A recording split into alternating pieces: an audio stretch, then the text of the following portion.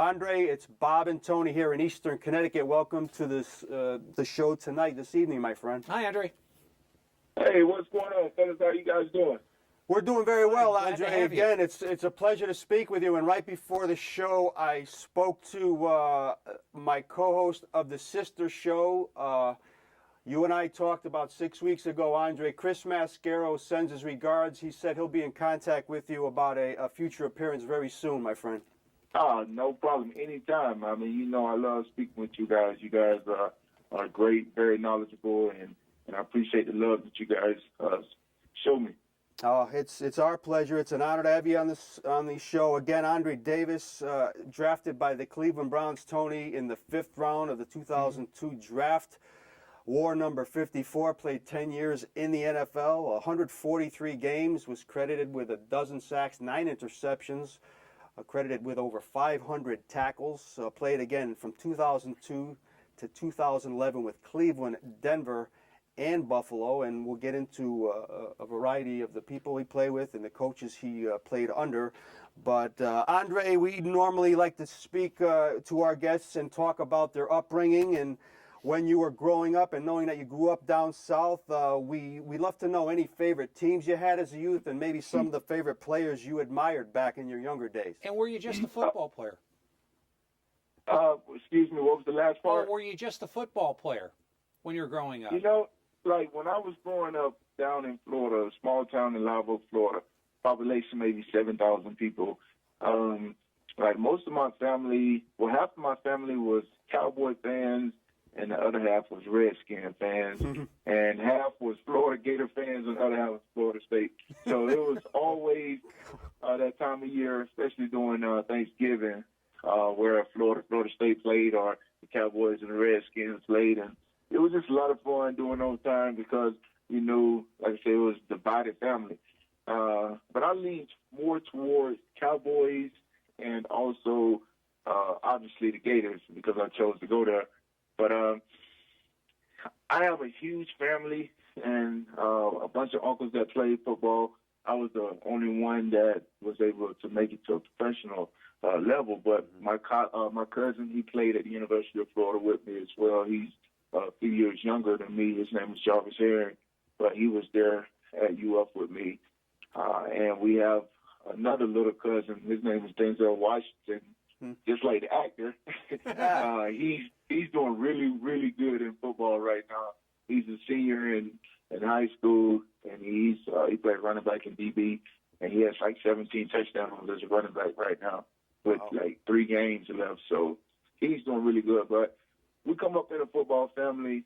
We were forced to be tough when we were a lot younger because of my uncles and things like that. They told us, you know, get out there and go out there and play football, tackle football at a young, early age. And they told us how to tackle, told us proper technique to use and stuff. So I was very fortunate in that regard to have guys before me show me the right way to do it. And it just grew on me. I loved the game. I was fortunate enough to be one of the bigger kids, and I always played with the older guys. So when it came to guys my age, I felt I always had a little smaller advantage over them because I was doing it with guys that were older and much bigger and much tougher. So my upbringing was great. I love it. Didn't have a lot of money, hardly any money, but we were the type of family that had a lot of love. It was a very loving family, and I mean that's all you can really ask for. The money come and go, but the love from the family that was everything to us growing up. Amen to that. And as we talk to Andre, we have a collage of pictures that will show on the TV screen from different parts of his career with different teams. And speaking of the University of Florida, Andre, I mean, you grew up in their backyard down there, but how did it become ultimately your final college choice?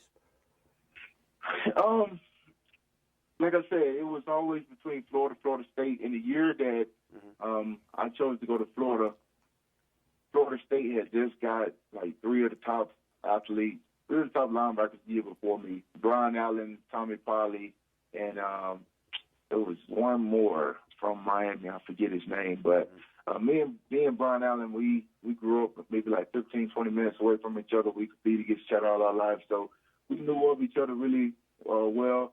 And I knew that those guys had just signed with Florida State, and I knew if I was going to go there, it was going to be tough either way, Florida or Florida State. But with them signing those three, it kind of solidified my choice to go to UF. It was me and Alex Brown, who also from my neck of the woods. He's like 10 minutes from me. We chose to go to UF, and we felt that we can go to UF and turn some things around. Javon Curtis, Johnny Rutledge, Mike Peterson, those guys were at UF maybe 2 years before we were, so we felt we can go learn from those guys. And once those guys leave to go to the league, then it would have been our show, and it played out just like that. Yep. And one more before I pass you to Tony. Andre, you star at Florida. You made the right choice, obviously, and you're drafted in the 5th round. Take me back to that draft day in 2002. What were your expectations? Was it a disappointment? Was it just you were happy to be drafted? Was it a nervous?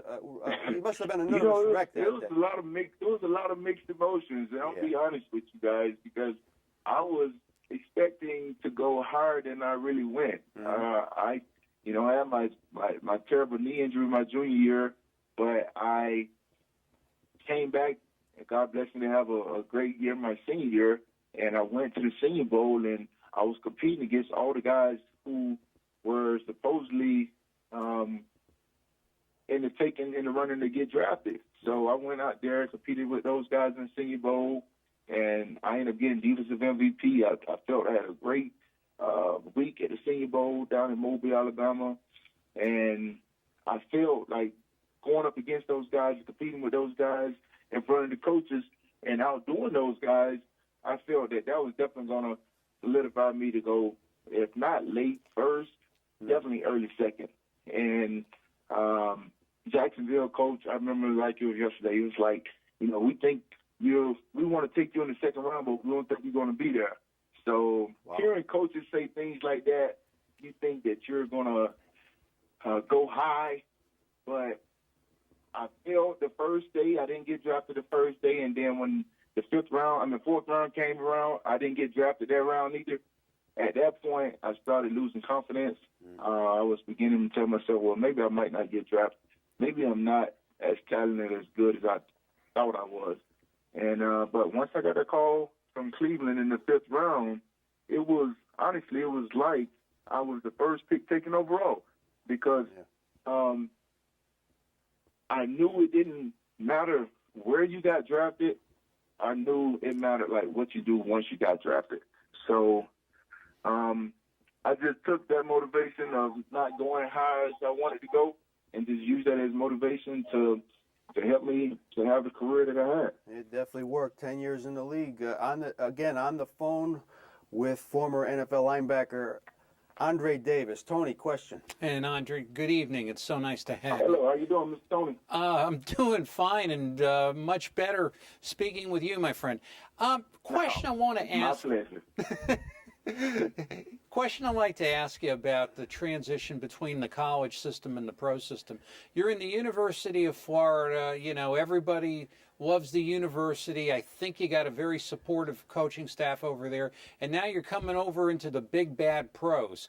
And the game is different, and I'm sure the guys are different. And how do you explain the differences? What is really the biggest difference between college football and pro football in your estimation? I honestly think the biggest difference is smarts, like the knowledge of the game. Because as a pro, the first few years you're still pretty young. The first, like say, 4 to 5 years, you're still pretty young.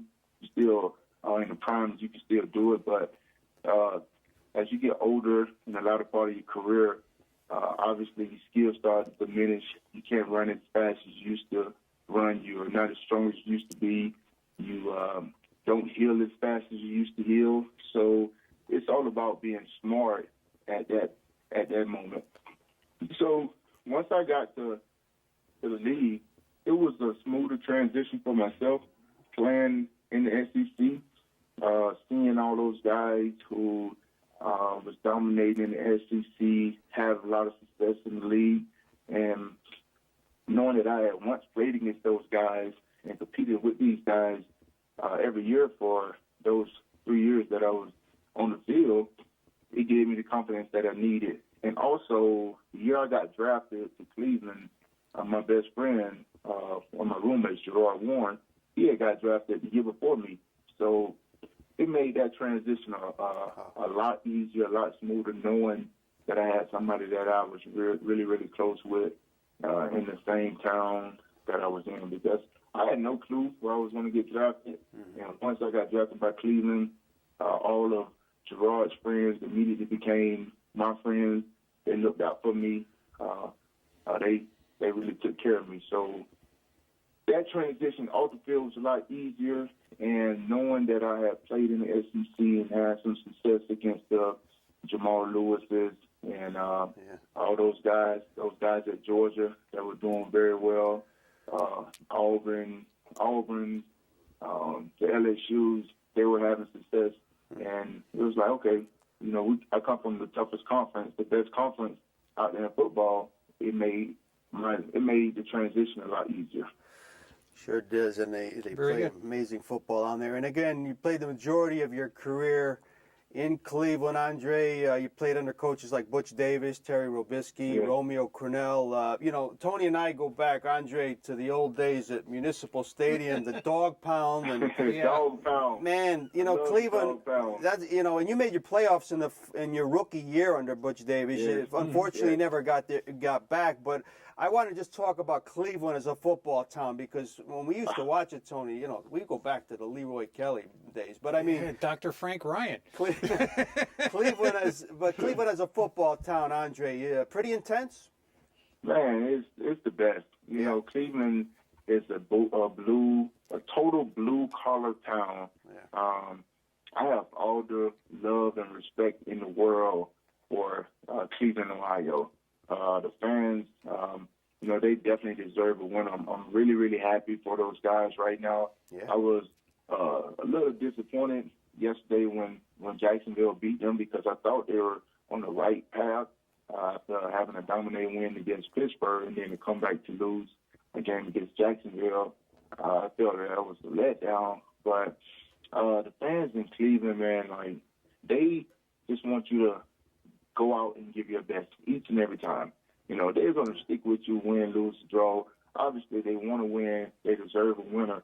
But they know that they know the real from the fake. They know when you're really out there giving it your all and laying it on the line for the community, for the city of Cleveland. And they know. They know when a player's giving it his all. And, I was fortunate enough to be there for 7 years, and like you guys said, we won our first year. We went to playoffs our first year, but after that, my next 6 years, we didn't have the opportunity to go to the playoffs and anything. So it was, I love Cleveland. Cleveland, I tell people all the time, that was the best time in my career when I was in Cleveland. Even though I came to Denver the 1 year and had a really good season in Denver. Yeah. Denver, the city of Denver is very, very nice. We still live there now, but nothing can replace my time in Cleveland. I truly miss the Dog Pound. I miss that blue-collar feel. So I'm forever indebted to the city of Cleveland. Yeah, just used to love watching. Yeah, on me too. TV. Just the atmosphere, Tony, and some of the notable teammates Andre had in Cleveland, the aforementioned Jamal Lewis, Darnell Dickens, our former guest on our show. We had Trent Dilfer, he played with Jeff Garcia. Yeah. Reuben Drones, Kellen Winslow. These are great names of the past. Ted Washington, very big man. Yeah, Big Ted. Ted, right?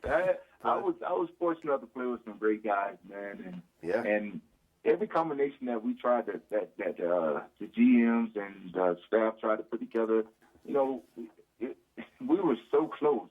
I think what we were missing, my time in Cleveland, and what they still are missing right now, I think you have to have some continuity within the coaching staff, you have to give a coaching staff more than 3 years to try to build a program. Right. So many times where coaches, they do good 1 or 2 years and they have a bad year, and then they want to fire everybody and blow everything up and start it all over again, where you have to just be patient. And I know the city has been patient with the team, but you have to, the GMs and the coaches and the owners, they have to be patient. They have to give whichever coach they choose to stick with, they have to give them at least 5, 6 years. And I know the NFL is a league that wants to win right now, but you have, like, if you look around the league, the teams that are doing the best are the teams that have continuity, and you ain't have to worry about whether you're going to be there next year or so. So I think that's what we missed in Cleveland. My first 2 years with Butch, he resigned after his third year, and then they brought in Robisky for the year. Yeah. Guys had a lot of love for Robisky, but he was only there for that season. Mm-hmm. And then Romeo come in. We established them. We were starting to build a foundation. We finished 10-6 1 year. They give him a contract extension. We have a terrible year the next year, and they fire everybody again. Yeah. After Romeo, Mancini, he come in. They fired him after 2 years. Yeah. Fired Chud after 1 season. Like, it's no continuity. And players see that, and they know that, okay, well, I'm not going to take my family to Cleveland when we don't know who's going to be the coach. We don't know if I'm going to be there. Yeah. So it's like they have to find some kind of continuity. If they're going to keep this coach that they have now, they need to, invest in him and show players around the league that they believe in this guy and they're going to stick with him. That makes so much sense, Tony. Now it's win now. said 3, Win 4 yesterday. years. Now it's 1 and 2 years, and it's without the personnel you need to win, so you can't build anything. Right. But yeah, it happens Exactly. every day, so it happens every year. But again, on the phone with Andre Davis, Tony.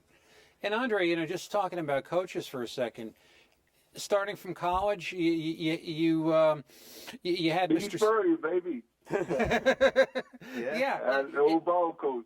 And this succession of coaches in Cleveland and the changes and things, and if I were to ask you, out of all these fellas, who is your coaching role model, who would you say? Obviously, without a doubt, without a hesitation, it would be Romeo Crennel. Romeo Crennel. Romeo is a very, very smart, calculated guy. The thing about Romeo that I love the most is, he let us know. He did not only tell us, but he showed us that he cared for us. It wasn't about football, only about football. It was about life as well. Romeo's the type of guy that he knew your kid's name. He see your wife, he knew your wife's name. He knew the kids' birthdays and stuff like that. He knew things that and cared about things that were important to us. And once you know that you have a coach that truly cares for you, that truly loves you as a person, you'll run through a wall for that guy. And he did what he thought was best for us on the field. As I started to get older and, my skills started to diminish while I was in Cleveland, he told me, he was like, you can go somewhere else and, potentially have opportunity to still be a every down linebacker, or you can stay here, you can learn from me, and I can help prolong your career by you stepping in the first and second down role. Wow. And at the time, I couldn't understand it because I was still young. I felt in my mind that I can still do it, but it was the best decision that I made by accepting the fact that I'm going to play first and second down. I'm going to play 40 snaps a game instead of the 70 that I was playing for my first, from year 2 to year 5, playing 70 snaps a game, body beat up. And by me accepting the down road, it allowed me to hit for 4 more years. It allowed me to get my 10 years in the league because I would have played every down from year 2 to year whatever. I don't think I would have got 10 years in because my body's beat up right now. Yeah. Sure. And Romeo remains a very positive name here in New England, Tony, having spent the does. time with Belichick and where he got to start, and great defensive mind, great for guy sure. from everybody. Oh, sharp. We've talked. So sharp. Yeah. You know, fellas, I thought I was doing something, you know, when I was having all those tackles. And, like, Romeo, he set me down. He's like, if you do exactly what I tell you, if you play the technique I tell you, instead of you getting 10, 12 tackles a game, you will get 15, 16, 17 tackles a game. Wow. And not only he told me that, he set me down and he made a film of my good plays and my bad plays. And he showed me what I can be doing. He was like, you around here, you happy about averaging 12, 13 tackles a game, but if you just do the technique that I'm trying to tell you to do, you will have way more than that. So, like I say, he's not only like that loving coach, he's very, very sharp. Yeah. And like, as long as guys buy into the system, you know, it's proven to work. It worked in New England, even though Belichick and stuff was there. Yeah. But Romeo, like the way that he's like a big teddy bear almost, you know, Yep. that you don't want to make mad. So he's a great guy, man. I love that dude. Yeah, he's universally liked, and you know, you spent that 1 year. You mentioned Andre in Denver, and I think I talked to you on the other show about this, you know, and about that mile-high air, Tony. We're always wondering how it can affect athletes. You know, we know it affects the kicking, Andre. Did you notice it as soon as you arrived, Andre? And did Denver always consider that as an advantage when it played their opponents? I definitely noticed it once I got here. Right. Me and my family, we came out here together, and my nose would bleed. My daughter's nose would bleed, and they were like saying, you know, it's the air. You need to drink water. You need to do this, do that. And once we started training in the off season, I'm like, wow, you know, this is really real. But even when I was in Cleveland and we came out here to play, like the older guys who played out here before, they were like, make sure you get some extra wind sprints in before. I'm doing practice the week before we go play Denver.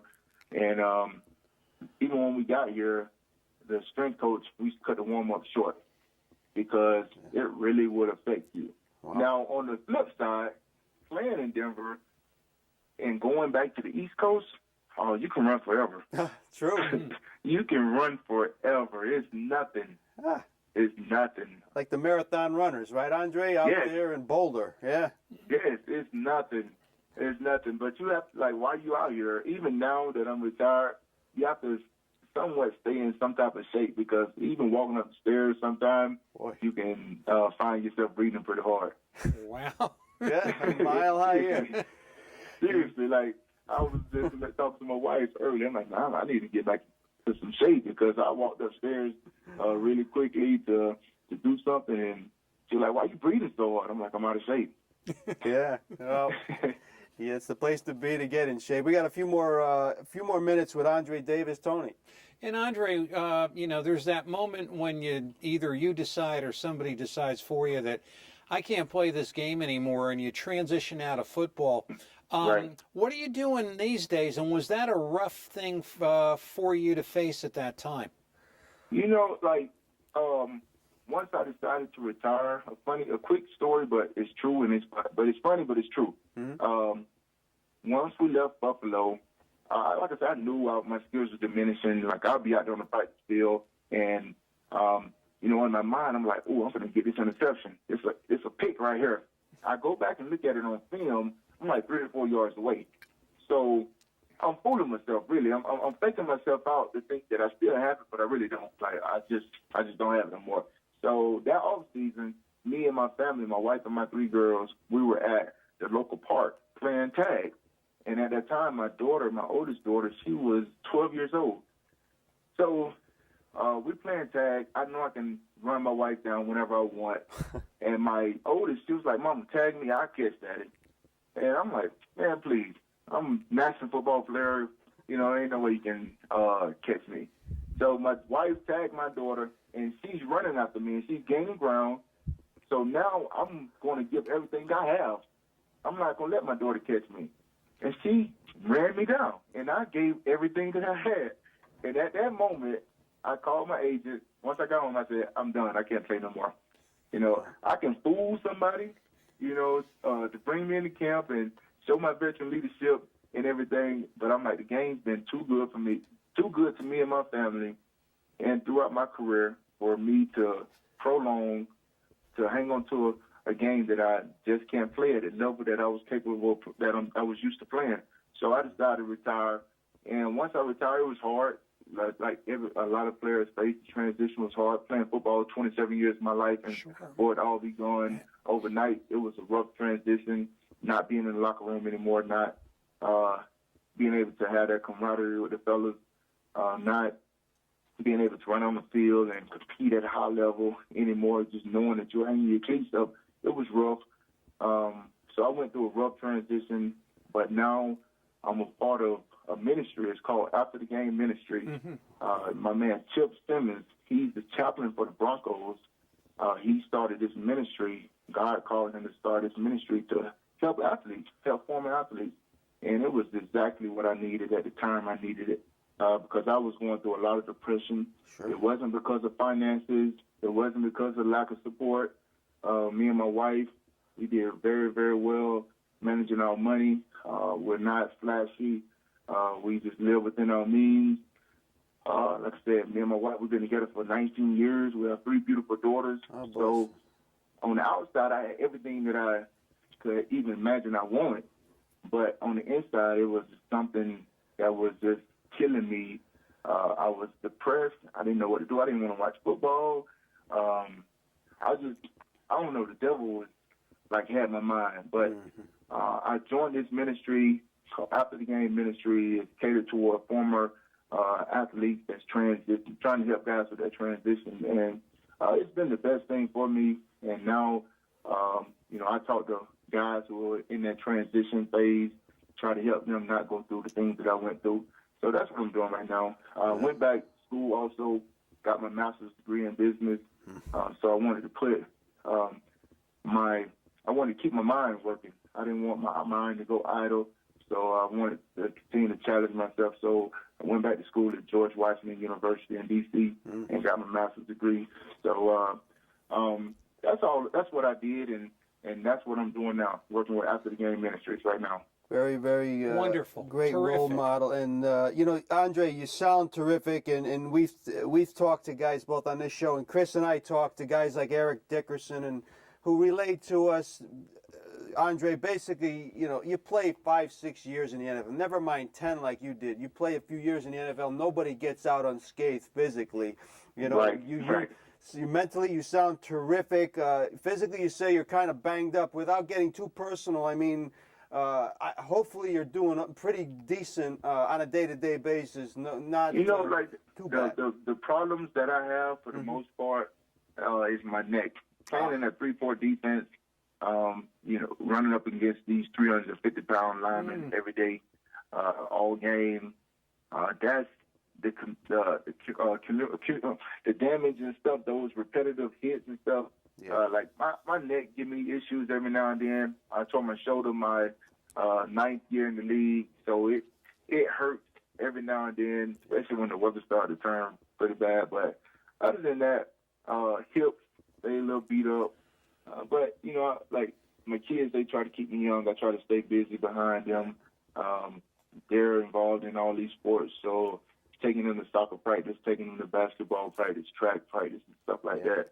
I have to try to stay up on it. If not, then, I'm just going to fall to the wayside. But, we have our issues. I have my little bumps and bruises and everything, but just got to deal with it. I know you come with the game. Yeah, I know you wake up every day, Andre. You say, "Ooh, that one was from that game in 2006. That one was from the game in 2009." I believe it's going to rain. I can definitely tell, when it's going to rain. I can definitely tell when the weather's going to be bad. I can definitely tell that.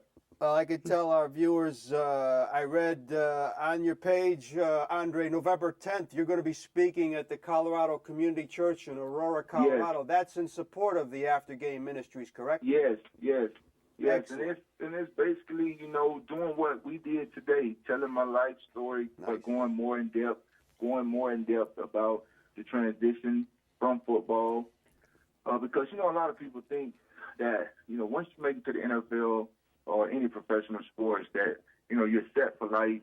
You don't have a worry in this world. You don't have you don't have to care about anything. You just that money solves all issues. But that's so far from the truth.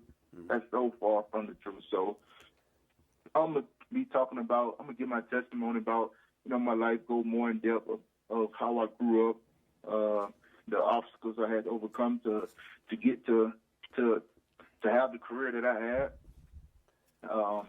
challenges I had to face. So, and then, like I said, but it's definitely going to be a lot more on the transition aspect, because I think that's what people need to hear about, what guys go through after the game instead of the glamour and the fame and stuff during the game. So many guys after the game, once the lights are off in the stadium and off in your career, a lot of people don't know which way to turn. So through God, He got me through that situation. So I'm just tell people about my experiences. So I'm looking forward to it. Hopefully I have a good turnout. Hopefully, if there is not a good turnout, hopefully it has an impact on somebody that's going to be there. Sure it will. I'm looking forward to it. Oh, we know it will. And again, we want to wish you continued luck Certainly, sir. in your work, Andre. And I know Chris will be in contact with you to be a guest down on the Armed Forces Radio show down the road. And you're always welcome back on this show. I'm sure we'll talk again. Sir, Anytime, man. I don't mind you guys, man. I love talking with you guys. I love giving my limited impact, my limited knowledge on whatever issues going on. So, anytime, anything I can do to help out, just let me know. And we appreciate that, we Andre. really do. And our best to your family, and we'll be in touch, my friend. God bless you, All my right, friend. thank you guys. God bless you guys. Take care, Andre. Bye now. Good night.